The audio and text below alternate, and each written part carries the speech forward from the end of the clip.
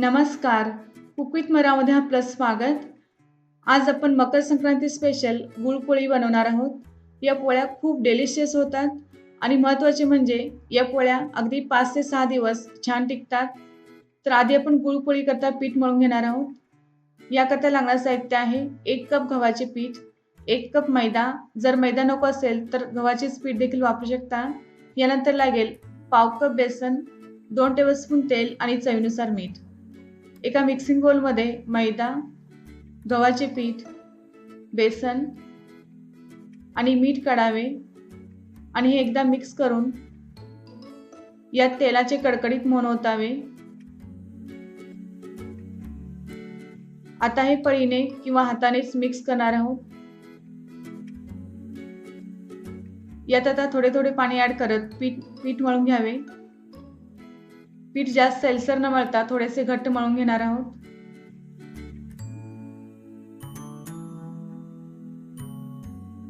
इथे पीठ मळून तयार आहे.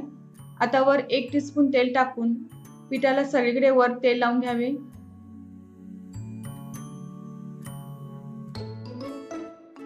इथे पीठ मळण्यासाठी पूर्ण कपातील 2 टेबलस्पून पाणी राहिले आहे. आता वर झाकण लावून 15 ते 20 मिनिटे असेच ठेवून द्या. तोपर्यंत आतील स्टफिंग तयार करून घेऊ. याकरता आपल्याला लागेल 1 कप किसलेला गूळ, पाव कप पांढरे तीळ, पाव कप सुके खोबरे, पाव कप भाजलेल्या शेंगदाण्याची पावडर, 1 टेबलस्पून खसखस, 2 टेबलस्पून बेसन आणि पाव टीस्पून जायफळ पावडर किंवा वेलची पावडर. तर सगळ्यात आधी एक पॅन गरम करण्यास ठेवून यात खसखस टाकावी आणि ही खसखस खमंग भाजून घेणार आहोत. तर या ठिकाणी खसखसचा थोडा कलर चेंज झालेला दिसत आहे. याला एका प्लेटमध्ये काढून ठेवून द्या. यानंतर पांढरे तीळ टाकून अगदी तडतडेपर्यंत भाजून घ्यावे आणि यालाही प्लेटमध्ये काढून घ्या. आता पॅन मध्ये सुके खोबरे देखील टाकून थोडा वेळ परतून घ्या आणि खरपूस भाजल्यानंतर प्लेटमध्ये काढून ठेवून द्या. आता त्याच पॅन मध्ये साधारण 2 ते 3 टेबलस्पून तेल टाकून यात बेसन टाकावे आणि बेसन कंटिन्युअस परतत राहा. आता या पिठातील कलर चेंज झालेला दिसत आहे आणि बेसनचा रॉनेस पण निघून गेलाय. याला एका वाटीत काढून घेऊयात. यानंतर भाजलेली सगळी जिन्नस थंड झाल्यावर एका मिक्सरच्या भांड्यात काढावीत.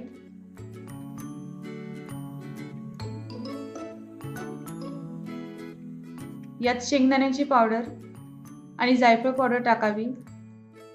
बेसन आणि गूळ देखील काढून घेऊयात.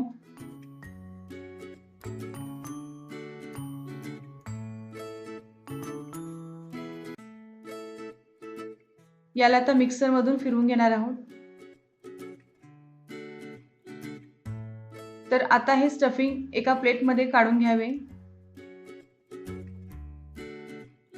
आणि एकदा छान मळून घ्या. आता हे स्टफिंग तयार आहे. या ठिकाणी पीठ मळून साधारण 20 मिनिटे झालेत. यातील एक गोळा घेऊन थोडे गव्हाचे पीठ वापरून थोडे लाटून घ्यायचे आहे.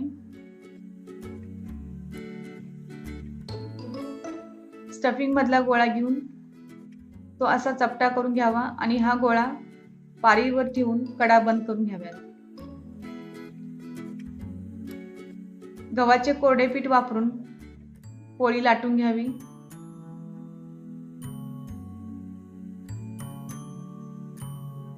ही पोळी पातळच लाटून घेणार आहोत.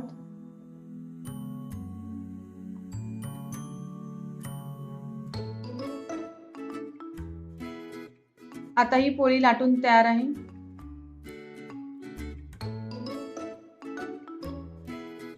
या पोळीवर सगळीकडे स्टफिंग सगळीकडे पसरले आहे, तुम्ही बघू शकताय. तर या ठिकाणी तवा गरम करण्यास ठेवला आहे. याच्यावर थोडे तूप टाकून घ्यावे आणि वर पोळी टाकून घ्यावी.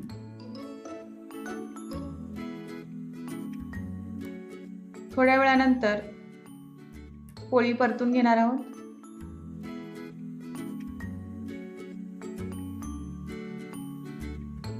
गुळपोळी मस्त फुगत आहे, तुम्ही बघू शकताय. वर आणखीन तूप सोडून घ्यावे आवडीनुसार तूप कमी किंवा जास्त करू शकता।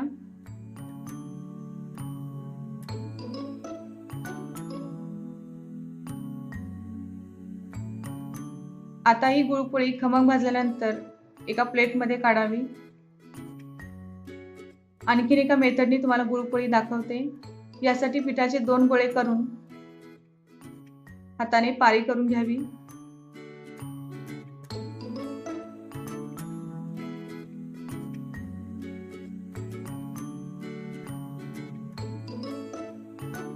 स्टफिंगचा चपटा गोळा घेऊन एका पारीवर ठेवून दुसरी पारी त्याच्यावर ठेवून द्यावी आणि याच्या कडा बंद करून घ्याव्यात।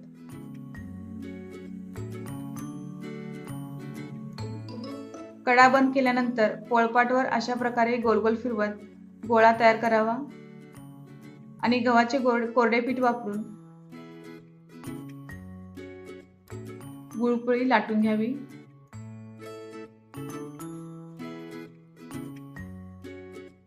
आणि पहिल्या पोळीप्रमाणेच ही पोळी देखील भाजून घ्या। ही पोळी देखील आपली छान फुगली आहे, तुम्ही बघू शकताय।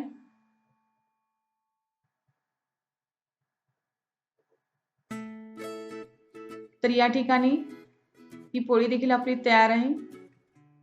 याला आता एका प्लेटमध्ये काढून ठेवून द्या। तुम्ही कोणत्याही सोप्या वाटणाऱ्या पद्धतीने पोळ्या करू शकता।